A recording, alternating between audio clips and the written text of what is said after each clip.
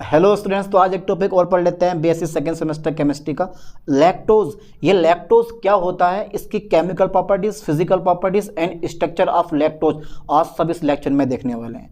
Structure of lactose एक important topic है, पढ़ लेना है ठीक से, तो इस टॉपिक को छोड़ना नहीं है। यूनिट फर्स्ट है केमिस्ट्री ऑफ कार्बोहाइड्रेट का एक मोस्ट इंपॉर्टेंट टॉपिक है लैक्टोज। चलो साहब डाल देता हूँ मैं हेडिंग लैक्टोज।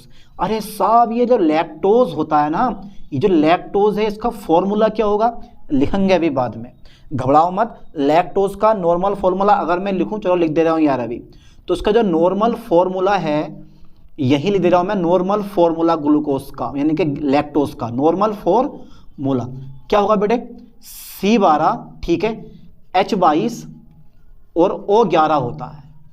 ये मेरे पास नॉर्मल फॉर्मूला होता है। अब बात ये आती है कि सर C12 H22 O11, पिछली बार तो सर आपने बताया था ये फॉर्मूला सुक्रोज का होता है। हाँ, सुक्रोज का भी यही होता है, माल्टोज का भी यही होता है और लैक्टोज का भी यही होता है, क्योंकि ये डाइसेक्राइड होते हैं। लेकिन इनकी प्रॉपर्टीज जो होती है ना मेरे दोस्त, वो सब क्या होती है, अलग अलग होती है। बाहर से कपड़े समान होते हैं लेकिन सब अंदर से कैसे होते हैं, ये अलग अलग होते हैं। सबके गुण कैसे होते हैं, अलग अलग होते हैं। ये कहाँ बेचारा ग्लैक्टोज और ग्लूकोज से मिलकर बना होता है, सुक्रोज कहाँ बेचारा ग्लूकोज और फ्रक्टोज से मिलकर बना होता है, माल्टोज कहाँ बेचारा ग्लूकोज के दो अणुओं से मिलकर बना होता है। सबकी प्रॉपर्टीज अलग है, सबकी स्ट्रक्चर अलग है, सबकी केमिकल प्रॉपर्टीज अलग है। अरे यार सब कुछ अलग होते हुए भी ये सेम कैसे हो सकते हैं, बस फॉर्मूला तो सेम है भाई, फॉर्मूला तो सेम है ओनली। चलो सब आगे देखते हैं। Normal formula C12 H22 O11 होता है, तो ये क्या होता है, डाइसेकेराइड होता है। ये क्या होता है बेटे, यह सर, हाँ यह डाइसेकेराइड होता है। अच्छा सर मजा याद, तो ये डाइसेकेराइड्स होता है। हाँ भाई ये डाइसेकेराइड्स होता है, ओके सर सही है, ये डाइसेकेराइड होता है। अब देखने में कैसा लगता होगा, ये कलरलेस क्रिस्टलाइन सोलिड होता है, याद कर लेना। ये क्या होता है बेटे, यह कलरलेस, ओके कैसे होता है ये, कलरलेस, यह कलरलेस क्रिस्टलाइन, ठीक है, कलरलेस क्रिस्टलाइन मतलब क्रिस्टलीय ठोस। यह कलरलेस क्रिस्टलाइन सोलिड होता है, सोलिड होता है। बहुत बढ़िया टॉपिक है ये, यह कलरलेस क्रिस्टलाइन सोलिड होता है। और दूसरा पॉइंट ये कि लैक्टोज दो रूप में पाया जाता है, ठीक है। लैक्टोज के दो रूप होते हैं, देख लेते हैं कौन कौन से होते हैं। लैक्टोज दो रूप में पाया जाता है। पहला रूप कौन सा है हमारा, लैक्टोज दो रूपों में पाया जाता है। पहला रूप चेक कर लेते हैं इसको। पहला जो रूप होता है वो होता है अल्फा फॉर्म। कौन सा रूप होता है, अल्फा फॉर्म। और दूसरा जो होता है वो होता है हमारा बीटा फॉर्म। पहला जो रूप है वो अल्फा फॉर्म, जिसको आप अल्फा लैक्टोज बोल सकते हो, और दूसरा जो है मेरे पास वो है बीटा फॉर्म, जिसको आप बीटा लैक्टोज बोल सकते हो। अब इन दोनों की प्रॉपर्टीज कैसी हैं, दोनों की चेंज होंगी। पहले की चेक करते हैं हम, ध्यान से देखना। इसका जो मेल्टिंग पॉइंट होता है ना, इसका मेल्टिंग पॉइंट होता है 202 डिग्री।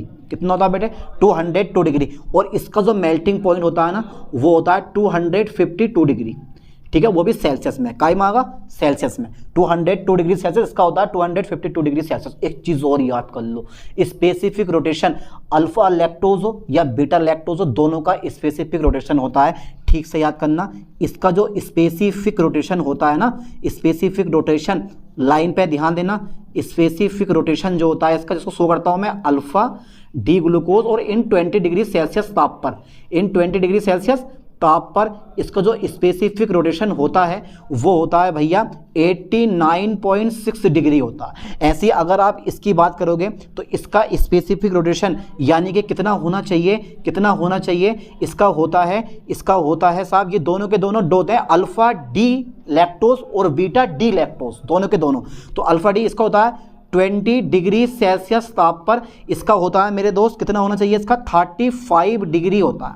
सेल्सियस मत लगा दियो आगे, क्योंकि स्पेसिफिक रोटेशन क्या है, एंगल होता है, एक कोण होता है, कोण में चेंजेस होता है, तो ये डिग्री आता है, नॉट डिग्री सेल्सियस। इस लाइन पे मैं फोकस कर लेना है ठीक से। चलो साहब मैं आगे पॉइंट बढ़ाता हूँ, आगे कुछ पॉइंट बचा है इसमें, ठीक है। अगर इन दोनों का मिक्सचर हो तो स्पेसिफिक कोस्टेंट, एक स्पेसिफिक रोटेशन कोस्टेंट हो जाता है, यानी कि एक होता कितना है 55.44 डिग्री हो जाता है। यानी कि इन दोनों का अगर मैं मिक्सचर लूँगा, इन दोनों का अगर मैं मिक्सचर लूँगा तो मेरे पास कितना आएगा बेटे, कितना आएगा ज़रा मुझे बताओ।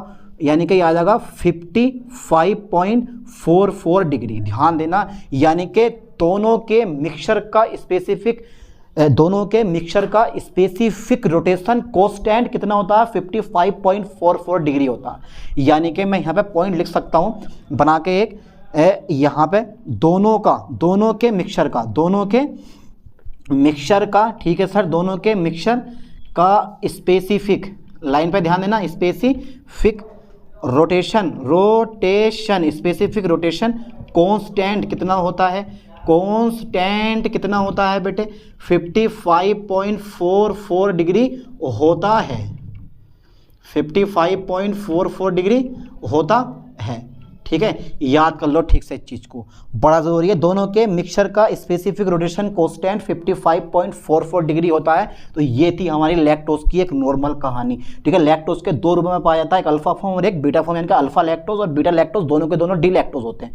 ठीक है, चाहे अल्फा हो या बीटा हो। मेल्टिंग पॉइंट दोनों का अलग अलग होता है, स्पेसिफिक रोटेशन दोनों का अलग अलग होता है, और दोनों के जो मिक्सचर होगा यानी कि न्यूट्रल सॉल्यूशन में दोनों का मिक्सचर बनेगा और उसका स्पेसिफिक रोटेशन होगा 55.44 डिग्री।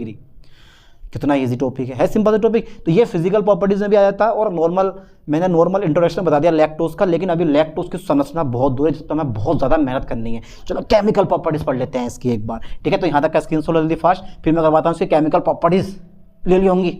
चलो साहब देखो, फिर मेरा उसको कर दें इरेज। चलो साहब इसको इरेज कर रहा हूँ मैं। अब इस पर हमें पॉइंट पे ध्यान देना है। चलिए साहब इसके पॉइंट पर हमें ध्यान दे देना है। भाई पॉइंट क्या था मेरे पास, केमिकल प्रॉपर्टीज, फिर पढ़ेंगे इसकी स्ट्रक्चर, क्योंकि केमिकल प्रॉपर्टीज पढ़ने के बाद ही स्ट्रक्चर पढ़ने का मजा ही अलग आएगा। तो अब पढ़ लेते हैं केमिकल प्रॉपर्टीज ऑफ लैक्टोज। चलो साहब डाल देता हूँ मैं हेडिंग। तो अब पढ़ लेते हैं केमिकल प्रॉपर्टीज ऑफ लैक्टोज, और इसके बाद पढ़ेंगे स्ट्रक्चर ऑफ लैक्टोज। चलो साहब डाल देता हूँ मैं heading, chemical properties of lactose. यहाँ से करवा देता हूँ मैं केमिकल प्रॉपर्टीज। ठीक है sir, chemical properties of lactose. Okay sir, आपने हेडिंग तो डाल दिया। इस हेडिंग का मायने क्या है, सबसे पहले नंबर पे मैं करवाऊंगा इसका हाइड्रोलाइसिस। पता होना चाहिए कि जब भी आप लैक्टोज का हाइड्रोलाइसिस करवाते हो, एमिल्सिन, एक एंजाइम का नाम होता है एमल्सिन। ठीक है, तो एमल्सिन एंजाइम की उपस्थिति में जब भी आप लैक्टोज का हाइड्रोलाइसिस करवाते हो तो हमेशा डी ग्लूकोज और डी ग्लैक्टोज बनता है। और यहाँ से ये प्रूफ होता है कि जो लैक्टोज होता है वो डी ग्लूकोज और डी ग्लैक्टोज से मिलकर बना होता है। और वो भी पता है कौन सा होता है डी ग्लूकोज, ना तो अल्फा होता है, बीटा होता है। बीटा डी ग्लूकोज और बीटा डी ग्लैक्टोज से मिलकर बना होता है। ध्यान देना, दोनों के दोनों बीटा होते हैं। डाल देता हूं मैं हेडिंग हाइड्रोलाइसिस। ओके सर, आपने डाल दिया, हमने सुन लिया। चलो साहब करवा दो। तो मैं थोड़ी थ्योरी लिख दूं कि लैक्टोज का, ठीक है, लैक्टोज का हाइड्रोलाइसिस, ठीक है, कराने पर क्या बनता है बेटे, कराने पर बनता है क्या बनता है, यानी कि डी ग्लूकोज तथा डी ग्लैक्टोज बनता है। GLAC ग्लैक्टोज बनता है, डी ग्लैक्टोज बनता, और वो भी कौन सा वाला, बीटा फॉर्म में। कौन सा बनता है, बीटा फॉर्म में। चलो साहब बीटा फॉर्म में बनता है, इसीलिए बीटा ग्लाइकोसाइड होता है। यानी कि जो लैक्टोज होता है ना, जो मेरे पास लैक्टोज है, वो क्या होता है, बीटा ग्लाइकोसाइड होता है। क्यों, क्योंकि भैया इसमें बीटा डी ग्लूकोज होता है और बीटा डी फ्रक्टोज होता है। ठीक है, तो इसकी ना पहले रिएक्शन देख लेते हैं, फिर इसके बारे में थोड़ा डिस्कस करेंगे, है ना। तो सबसे पहले देखो मेरे पास C12 और भाई H22 और मेरे पास क्या है O11। ठीक है, तो ये मेरे पास हो गया क्या, लैक्टोज का जैसे ही मैं जल अपहरण करवाता हूं और एक एंजाइम प्रेजेंट करो, एमल्सिन एंजाइम की उपस्थिति में जब भी मैं क्या करवाऊंगा, इसका हाइड्रोलाइसिस करवाऊंगा, तो मेरे पास क्या बनेगा, C6H12O6। ठीक है साहब, C6H12O6। बाहर से मत जाना, दोनों के फॉर्मूले सेम है, लेकिन केमिकल और फिजिकल प्रॉपर्टीज दोनों डिफरेंट होती हैं। ये क्या है मेरे पास, ग्लैक्टोज, क्या है बेटे, ये ग्लैक्टोज। ठीक है, और ये क्या है बेटे, डी ग्लूकोज। ये डी ग्लूकोज यूनिट है और ये डी ग्लैक्टोज यूनिट है, ठीक है। बन गया मेरे पास लैक्टोज, सही है सर, मतलब बन गया मेरे पास, यानी कि जो आपका लैक्टोज होता है, जब लैक्टोज का हाइड्रोलाइसिस इसकी उपस्थिति में करवाते हो तो डी ग्लूकोज और डी ग्लैक्टोज का मिश्रण बनता है, यानी कि बनता है। अब कहने का मतलब ये है कि जो ये डी ग्लूकोज होता है ना, ये कौन सा होता है, ये बीटा डी ग्लूकोज होता है, और ये कौन सा होता है, ये मेरे पास होता है बीटा डी ग्लैक्टोज होता है, ठीक है, समझ में आया। कहने का मतलब ये होता है कि जो मेरे पास ग्लैक्टोज होता है वो एक अणु ग्लैक्टोज और एक अणु ग्लैक्टोज और एक अणु ग्लूकोज से मिलकर बनता है, और वो भी कौन सा, बीटा फॉर्म में। इसका मतलब ये हुआ कि यहां जो लैक्टोज होता है वो बीटा ग्लाइकोसाइड होता है, बीटा ग्लाइकोसाइड होता है। मैं लिख दे रहा हूं कि जो मेरे पास ग्लैक्टोज, जो मेरे पास लैक्टोज होता है ना, लैक्टोज, ध्यान देना बेटे, लैक्टोज क्या होता है बेटे, बीटा ग्लाइकोसाइड होता है, बीटा ग्लाइकोसाइड होता है, बीटा ग्लाइकोसाइड होता है। क्यों होता है, क्यों होता है, क्योंकि यह है, नाम बताओ, क्योंकि यह है बीटा ग्लूकोज, लाइन पे ध्यान देना, बीटा ग्लूकोज, बीटा ग्लूकोज तथा beta galactose, beta galactose, beta galactose से मिलकर बनता है, से मिलकर बनता है। ओके सर, ठीक है। अच्छा, सेकंड नंबर में इसका हाइड्रोलाइसिस ले लूं, करवा दो सर, हाइड्रोलाइसिस तो हो गया। सेकंड नंबर इसका मैं ऑक्सीडेशन करवाऊंगा, किसका, लैक्टोज का। जब मैं ऑक्सीडेशन करवाऊंगा तो आंधी तूफान आ जाएगा, इतना खतरनाक होने वाला है ऑक्सीडेशन, सच में। देख लेते हैं फिर आज ऑक्सीडेशन, थ्योरी आप खुद लिखोगे भैया, थ्योरी आप खुद लिखोगे ऑक्सीडेशन में। तो जब भी ग्लूकोज, यानी कि जब भी लैक्टोज का आप ऑक्सीडेशन करवाते हो तो हमेशा याद कर लेना ठीक से, लैक्टोवायोनिक एसिड बनता है। क्या बनता है, लैक्टोवायोनिक एसिड बनता है, और इसका यूज मैं स्ट्रक्चर में भी करूंगा और आपको भी वैसे ही करना है, ठीक है। चलो साफ बना के दिखा दो, क्या बनता है, lacto, okay sir, lactobionic acid, lactobionic acid बनता है। नाम तो बड़ा शानदार है, क्या सर फॉर्मूला भी शानदार है, अरे ना होगा तो मैं करवा दूंगा जबरदस्ती, टेंशन मत लो। C12H22 और O11 प्लस Br2 मेरे पास प्रेजेंट होगा मेरे दोस्त, और मेरे पास प्लस H2O, चलो साहब H2O ऐड कर दो इसमें, देखो जरा क्या होने वाला। कुछ नहीं करूँगा, ये वाला जो ऑक्सीजन है बोर्ड के यहाँ जाएगा, C12H22 और O11, ठीक है बेटे, यानी कि O12 हो जाएगा हमारा ये, और 2HBr क्या होगा मेरे पास, बाहर हो जाएगा।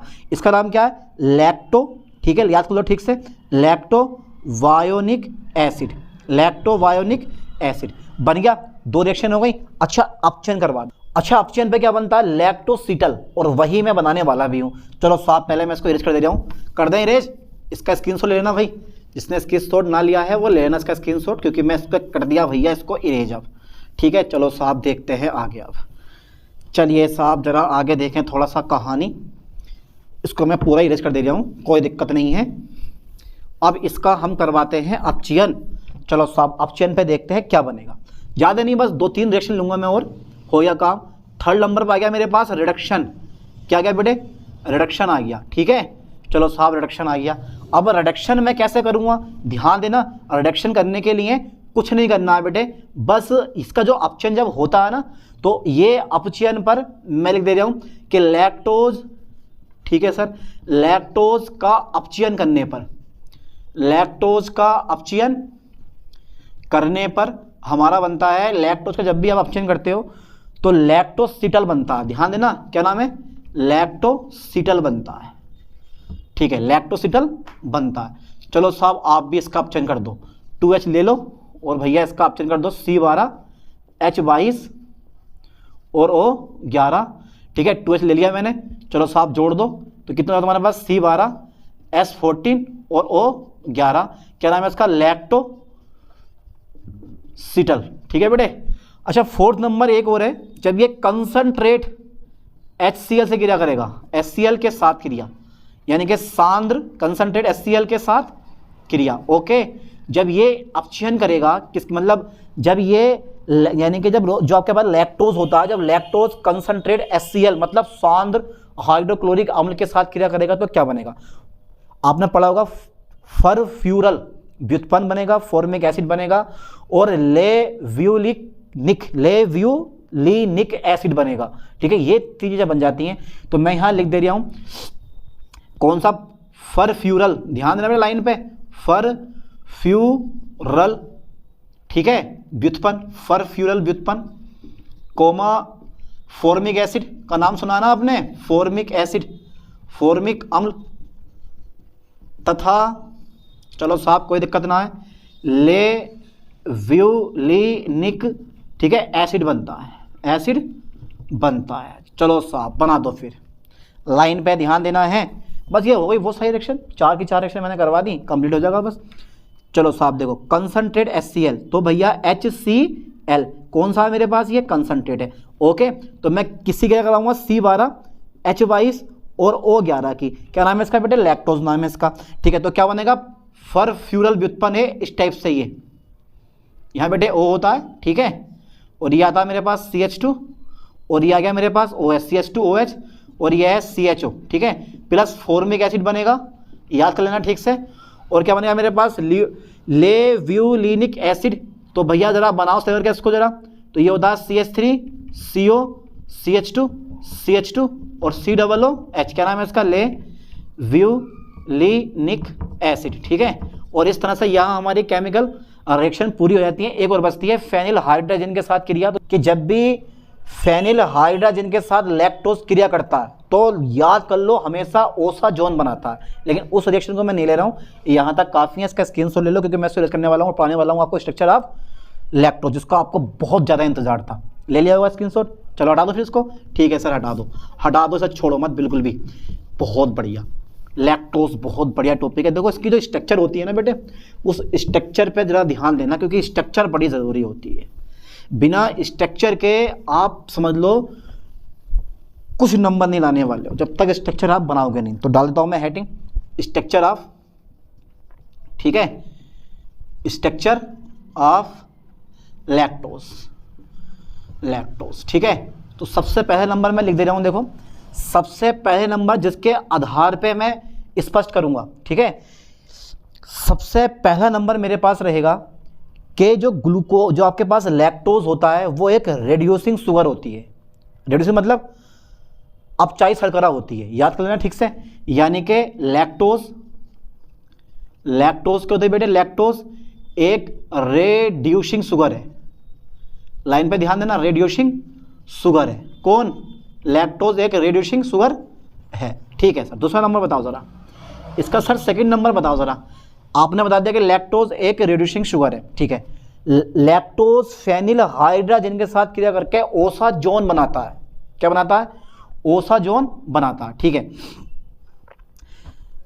लिख दे रहा हूं मैं कि ग्लूकोज जो होता है, मतलब जो लैक्टोज होता है, लैक्टोज फेनिल हाइड्रोजीन के साथ, फेनिल हाइड्रोजीन, लाइन पे ध्यान देना, फेनिल हाइड्रोजीन के साथ क्रिया करके, फेनिल हाइड्रोजीन के साथ क्या करके बेटे, क्रिया करके क्या बनाता है, ये ओसा जोन बनाता है। लाइन पे ध्यान देना, ओसा जोन बनाता है, ओके, ओसा जोन बनाता है।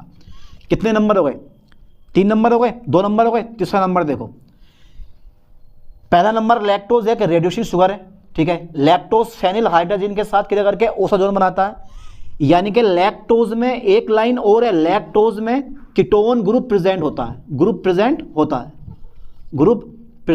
ज़्यादातर रिएक्शन इसी की होती हैं, प्रेजेंट होता है, ज़्यादातर रिएक्शन बेटे इसी की होती हैं, ध्यान देना है। फोर्थ नंबर मेरे पास आता है, ग्लूकोज का हाइड्रोलाइसिस करवाने पर क्या बनता है, ग्लूकोज का, किसका मतलब लैक्टोज का, किसका बेटे, लैक्टोज का हाइड्रोलाइसिस करवाने पर। लाइन पे ध्यान दो, हाइड्रोलाइसिस कराने पर, ठीक है, किसका बेटे, लैक्टोज का हाइड्रोलाइसिस कराने पर क्या बनते हैं मेरे पास, क्या बनता है मेरे पास बनता है डी ग्लूकोज तथा डी ग्लैक्टोज बनता है, जिससे स्पष्ट होता है, जिससे क्या होता है बेटे, जिससे स्पष्ट होता है कि ठीक है, जो मेरे पास लैक्टोज होता है, लैक्टोज, ठीक है, डी ग्लूकोज तथा डी ग्लैक्टोज, डी ग्लैक्टोज से मिलकर बनता है, से मिलकर बनता है। एक चीज़ और रह गई है, 5वां नंबर मेरे पास और रह गया कि ग्लूकोज यूनिट के C4 कार्बन एटम, ध्यान देना, ग्लूकोज यूनिट के, ग्लूकोज के C4 carbon atom, C4 carbon atom तथा C4 कार्बन एटम तथा ग्लैक्टोज यूनिट के, ग्लैक्टोज यूनिट के C1 carbon atom, C1 carbon atom के बीच क्या बनती है बेटे? ऑक्साइड रिंग बनती है, ऑक्साइड रिंग, ऑक्साइड रिंग बनती है। फोकस करें ठीक से, यानी कि ग्लूकोज के C4 कार्बन एटम तथा ग्लैक्टोज के, ग्लैक्टोज यूनिट के C1 कार्बन एटम के बीच ऑक्साइड रिंग बनती है। और इन अभिक्रियाओं से स्पष्ट होता है कि ग्लूकोज की संरचना निम्न प्रकार है। लिख दे रहा हूं मैं, ध्यान से देखना बेटा से जरा। इन अभिक्रियाओं से स्पष्ट है कि, फोकस करना लाइन से, इन अभिक्रियाओं से, किन से बेटे? इन अभिक्रियाओं से स्पष्ट है कि, स्पष्ट है कि ग्लूकोज किसकी? ग्लूकोज की, लैक्टोज की, इन अभिक्रियाओं से स्पष्ट है कि लैक्टोज, ठीक है, लैक्टोज की स्ट्रक्चर निम्नलिखित है। स्ट्रक्चर कैसी है बेटे? निम्नलिखित है, निम्नलिखित है। इन अभिक्रियाओं से स्पष्ट है कि लैक्टोज की स्ट्रक्चर निम्नलिखित है। तो जल्दी देखो, चलो अब देख लेते हैं लैक्टोज की संरचना। बस जो मैंने ये 5 पॉइंट तुम्हें लिखवाए थे ना, इन्हीं पॉइंट पे विशेष तौर पर आपको ध्यान देना है, ठीक है। और इन्हीं 5 पॉइंट की सहायता से देखो मैं किस तरह से लैक्टोज की संरचना बनाता हूँ। जरा लाइन पे ध्यान देना। सबसे पहले ना आपको क्या बनाना है? हाँ सर जरा बताओ क्या बनाना है? सबसे पहले बनाना है आपको, सबसे पहले नंबर पे आपको बनाना है बीटा डी ग्लूकोज। कौन सा वाला बेटे? Beta D glucose. H इधर आता है इसमें और OH मेरे पास इधर आता है। फिर मेरे पास C ये रहेगा, इधर मेरे पास OH और इधर मेरे पास H, फिर मेरे पास C रहेगा। तीसरे नंबर पे H इधर होता है और बेटे OH मेरे पास इधर आता है। चौथे नंबर पे OH इधर होता है, H मेरे पास इधर आता है। और 5वें नंबर में बनती है बेटे ऑक्साइड रिंग। लाइन पे फोकस करना, ठीक है सर। ऑक्साइड रिंग बनती है तो सर बना के दिखाओ ना। अरे लो सर, ऑक्साइड रिंग मैंने बना दी।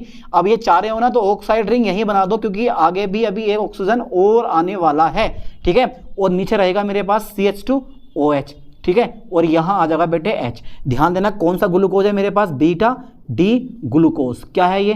Beta D glucose. सही है सर, आपने बीटा डी ग्लूकोज तो बना दिया, आपने बीटा डी ग्लूकोज तो बना दिया। अब सर बीटा डी ग्लैक्टोज बना के दिखाओ। बीटा डी ग्लैक्टोज अभी आपको बनाना नहीं है, कभी मेरे साथ साथ बनाओ, ठीक है।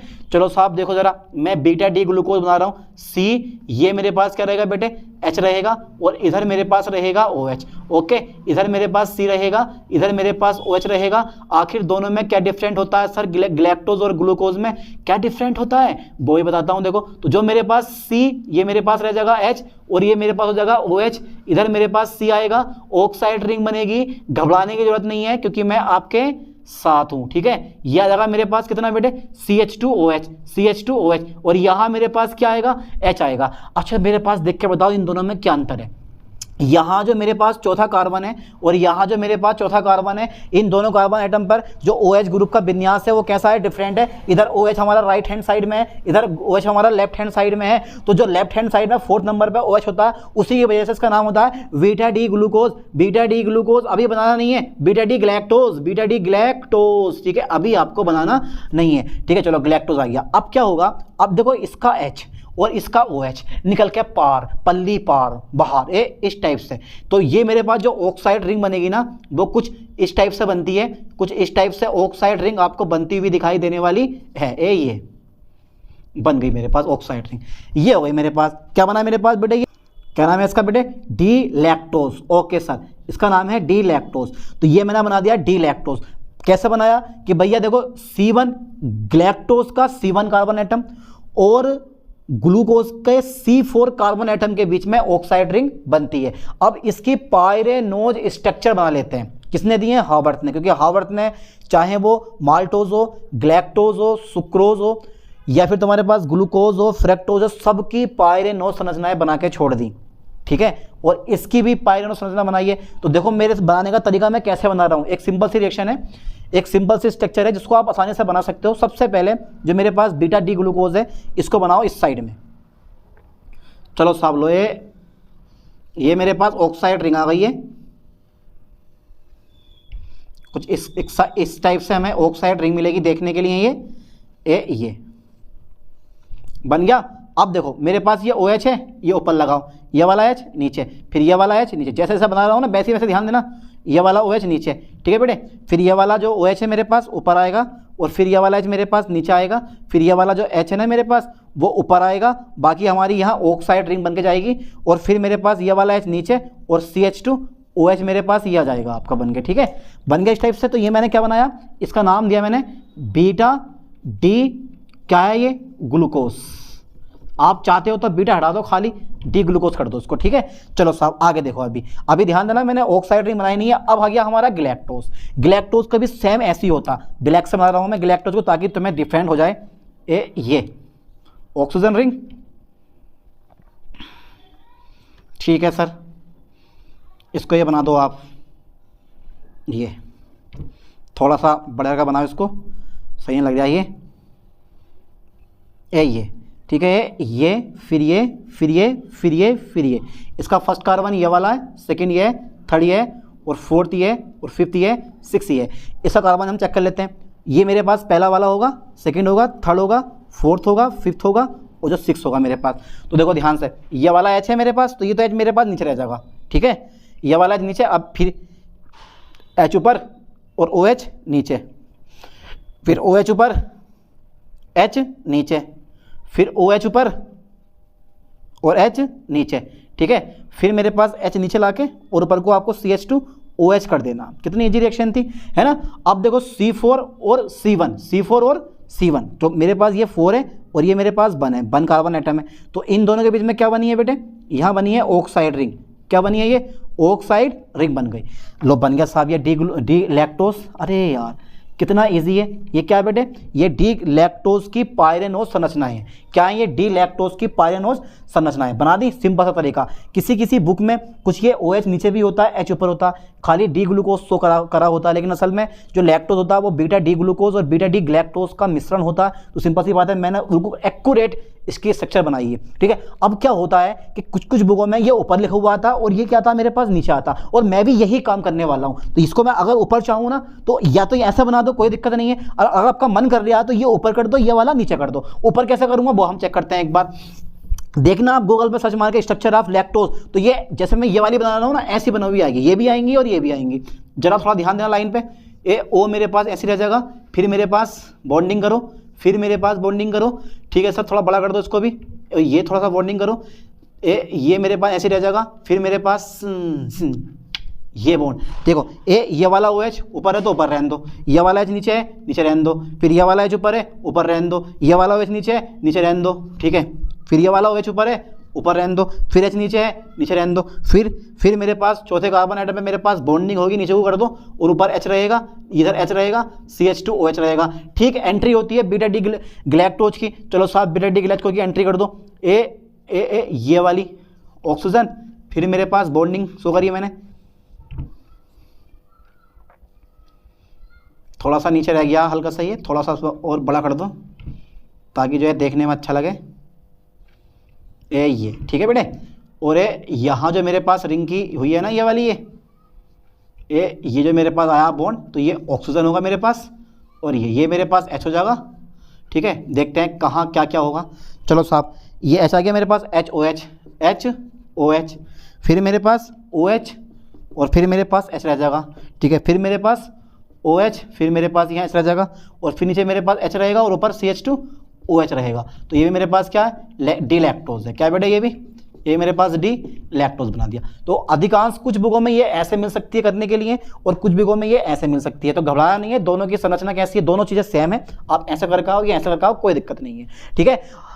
आई होप कि ये टॉपिक आपको क्लियर हो गया होगा। इस टॉपिक में हमने क्या पढ़ा, physical properties, chemical properties, beta रूप, अल्फा रूप और उसके स्ट्रक्चर।